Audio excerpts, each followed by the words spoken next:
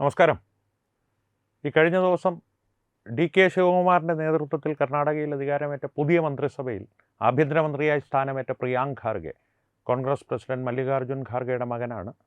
അദ്ദേഹത്തെ സംബന്ധിച്ചൊരു വീഡിയോ ഞാൻ ചെയ്തിരുന്നു. ഹൈന്ദവ വിശ്വാസങ്ങളെ എല്ലാ കാലത്തും അപമാനിക്കുകയും അല്ലെങ്കിൽ അതിനെ ഇസ്ലാമിക ശക്തികളെ പ്രീതിപ്പെടുത്തുവാൻ വേണ്ടി അതിനെ ഒഴിവാക്കുകയോ അല്ലെങ്കിൽ ഹൈന്ദവ ആഘോഷങ്ങളെ തടസ്സപ്പെടുത്തുന്ന ഒരു നടപടി സ്വീകരിക്കുകയോ ചെയ്യുന്ന ഒരു രീതിയാണ് അച്ഛനും മകനും കാലാകാലങ്ങളായി കോൺഗ്രസ് രാഷ്ട്രീയത്തിൽ ഉറച്ചു നിന്നുകൊണ്ട് പിന്തുടർന്നു വരുന്നത്.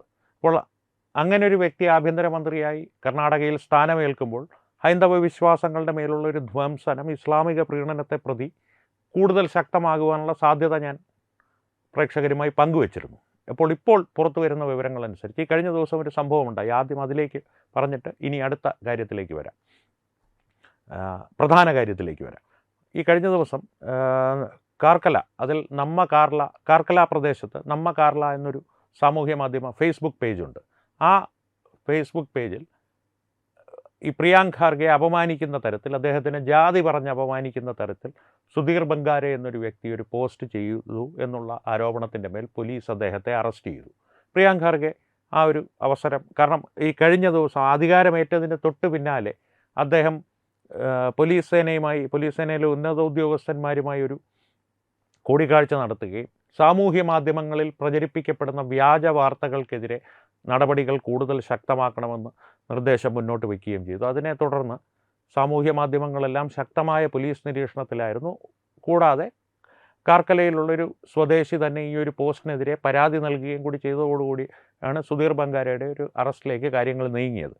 ഈ സുധീർ ബംഗാരയുടെ അറസ്റ്റുമായി ബന്ധപ്പെട്ട് പ്രിയാങ്ക് ഖാർഗെ നേരിട്ട് തന്നെ സാമൂഹ്യ മാധ്യമങ്ങളിലൂടെ RSSനെയും BJPയും ലക്ഷ്യമിട്ട് ചില പ്രസ്താവനകൾ നടത്തി. ആ പ്രസ്താവനകളുടെ ഒരു അടിസ്ഥാനമെന്ന് പറയുന്നത് RSSൻ്റെ ഒരു നിയമസാധുത ഞാൻ പരിശോധിക്കാൻ പോവുകയാണ്. RSS തന്നെ രജിസ്ട്രേഷനില്ല, RSS സംഭാവനകൾ സ്വീകരിക്കുന്നു, RSS ഒന്നെങ്കിൽ ഒരു രാഷ്ട്രീയ പാർട്ടിയായി രജിസ്റ്റർ ചെയ്യണം, അല്ലെങ്കിൽ RSSൻ്റെ പ്രവർത്തനങ്ങൾ തടസ്സപ്പെടുത്തുവാനുള്ള നിയമനിർമ്മാണം നടത്തുന്നതിനെക്കുറിച്ച് ഞാൻ ആലോചിക്കും.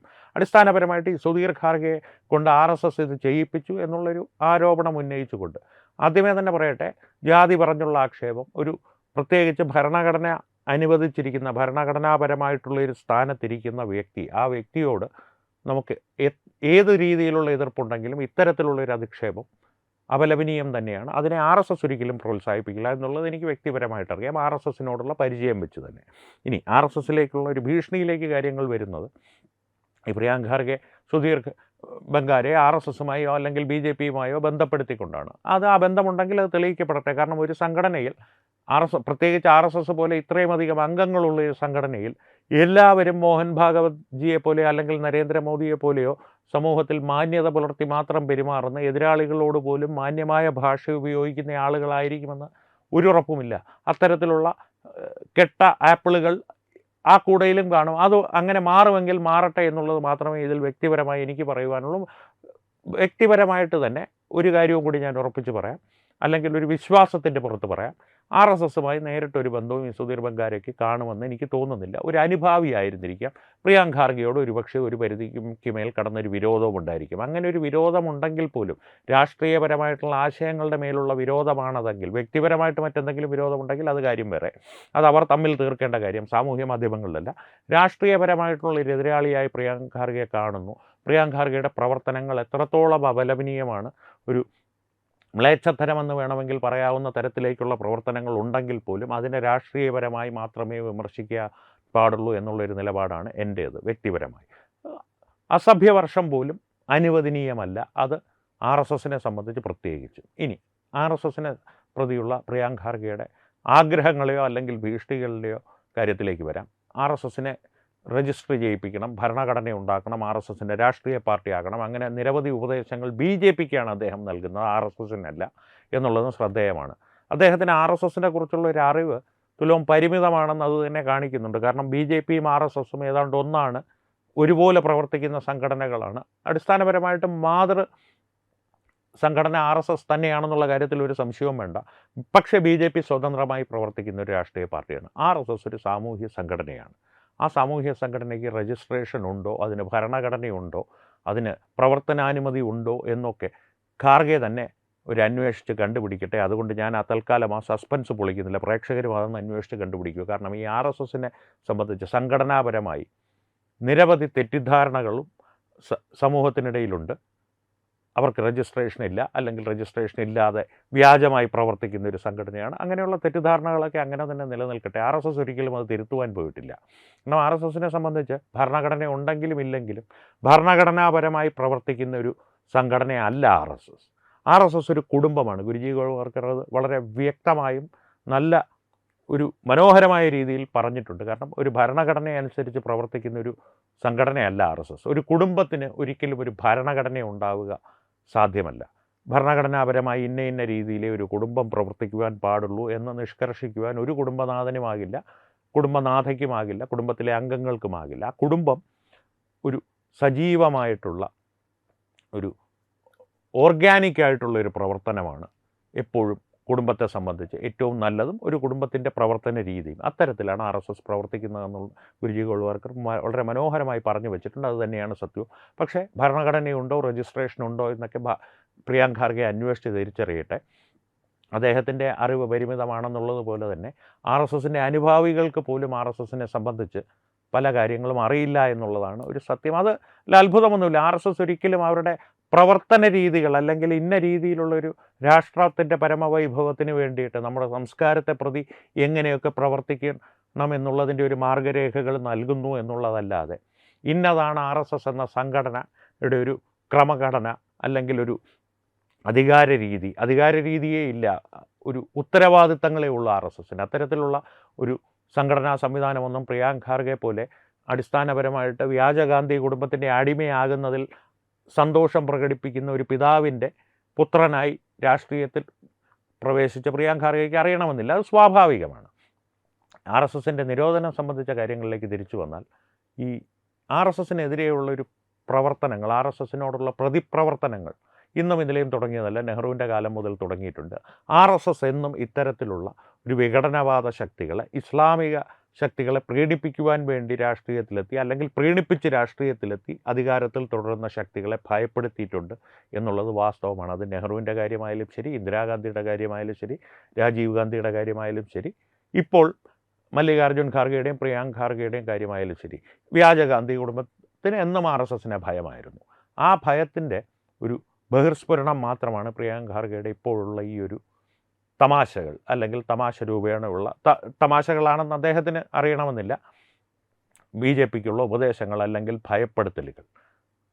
ഒരു കാര്യം മാത്രം ഞാൻ പറയാം. RSS എന്നുള്ളൊരു സംഘടനയെ ഇവരെന്തുകൊണ്ട് ഭയപ്പെടുന്നു എന്നുള്ള കാര്യം വളരെ വ്യക്തമാണ്. കാരണം ഭാരതത്തിൻ്റെ പൈതൃകത്തെ ഇത്രത്തോളം സംരക്ഷിക്കുന്ന, അല്ലെങ്കിൽ സംരക്ഷിക്കുവാൻ ശ്രമിക്കുന്ന മറ്റൊരു സംഘടന ഇല്ല തന്നെ. അതവർക്ക് RSS അനുഭാവികൾക്ക് പോലും അത്രയധികം ഉറപ്പൊന്നുമില്ലെങ്കിലും വ്യാജഗാന്ധി കുടുംബത്തിനും അവരുടെ പിൻഗാമികൾക്കും അവരുടെ അടിമകൾക്കും കൃത്യമായ ഉറപ്പുണ്ട് അക്കാര്യത്തിൽ. അതുകൊണ്ട് തന്നെയാണ് RSS ഗ്രാമഗ്രാമാന്തരങ്ങളിലേക്ക് ചെന്ന് ഭാരതത്തിൻ്റെ സംസ്കാരവും പൈതൃകവും എല്ലാം ജനങ്ങളിലേക്ക് എത്തിക്കുവാൻ ശ്രമിച്ചു കൊണ്ടിരുന്നപ്പോൾ നമ്മുടെ സർവകലാശാലകളെ പൂർണ്ണമായും സ്യൂഡോ ഇൻ്റലക്ച്വൽസ് എന്ന ഒരു ഇടത് ജിഹാദി ആവാസ വ്യവസ്ഥയ്ക്ക് തീരെഴുതി കൊടുത്ത് അതിനെതിരെയുള്ളൊരു ആഖ്യാനം സൃഷ്ടിക്കുവാനുള്ള ഒരു ശ്രമം ഇന്ദിരാഗാന്ധി നടത്തിയത്. അതിനു മുമ്പേ നെഹ്റുവിനെ പോലുള്ളവർ അത്തരത്തിലുള്ള പ്രക്രിയകൾക്ക് തുടക്കം കുറിച്ച് വെച്ചിരുന്നു.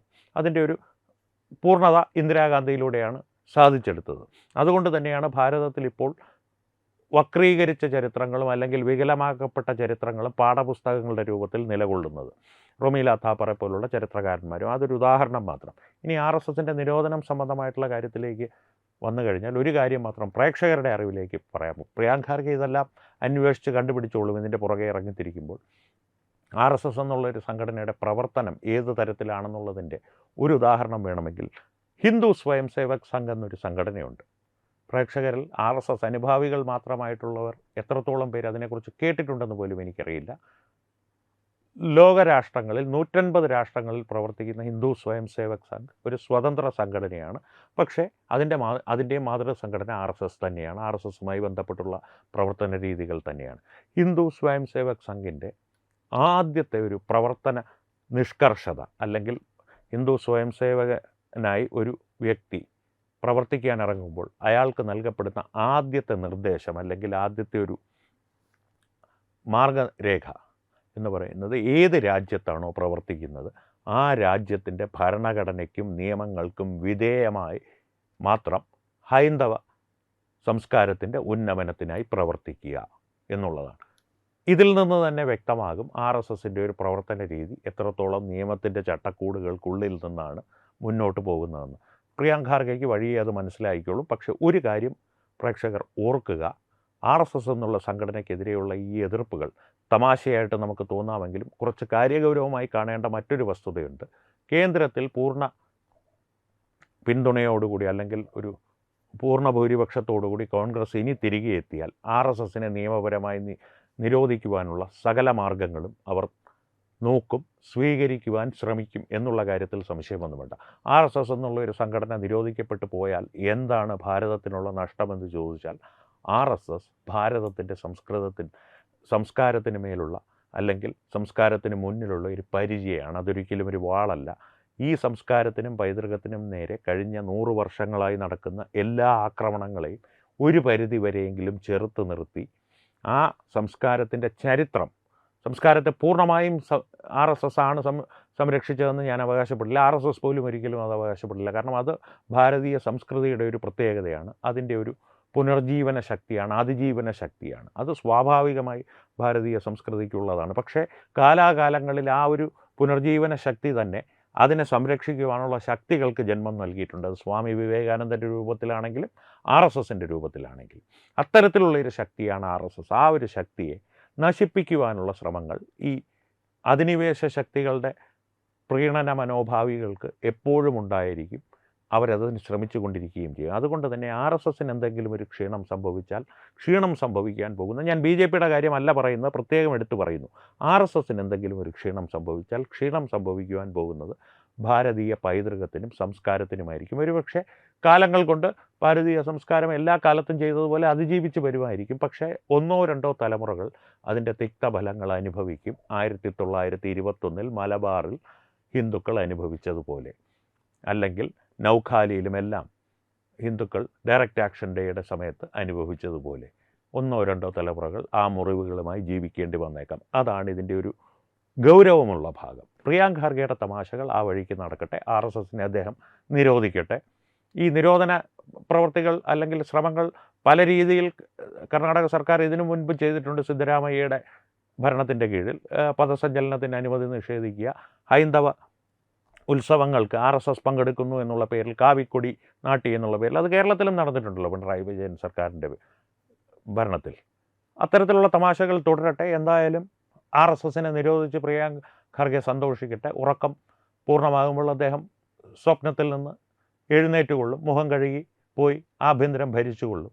എന്തായാലും സുധീർ ബംഗാരെ പോലുള്ളവരുടെ പ്രവർത്തനങ്ങൾ ദയവ് ചെയ്ത് പ്രേക്ഷകർ പ്രോത്സാഹിപ്പിക്കരുത് എന്നുള്ളൊരു വ്യക്തിപരമായ അപേക്ഷ കൂടി ഞാൻ വയ്ക്കുന്നു. കാരണം അത്തരത്തിലല്ല സംവാദങ്ങൾ മുന്നോട്ട് പോവുകയുള്ളൂ.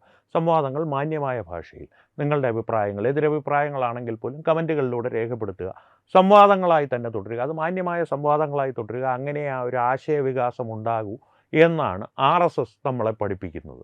അതുകൊണ്ട് തന്നെ സംവാദങ്ങൾ തുടരട്ടെ. വീണ്ടും കാണാം. നന്ദി, നമസ്കാരം. HIV അണുബാധ സന്തോഷപൂർണമായ ഒരു ജീവിതത്തിന് തടസ്സമല്ല. HIV അണുബാധയ്ക്ക് ഫലപ്രദമായ ചികിത്സ ഇന്ന് ലഭ്യമാണ്. ഇതിന് യഥാസമയം അണുബാധ കണ്ടെത്തുന്നതും കാലേക്കൂട്ടി ചികിത്സ നടത്തേണ്ടതും അത്യാവശ്യമാണ്. സൗജന്യമായ ചികിത്സയും മാർഗനിർദ്ദേശങ്ങളും സർക്കാർ ആശുപത്രികളിലെ ART അഥവാ ഉഷസ് കേന്ദ്രങ്ങളിൽ ലഭ്യമാണ്. ആരോഗ്യ സംരക്ഷണം ഓരോരുത്തരുടെയും ഉത്തരവാദിത്തമാണ്.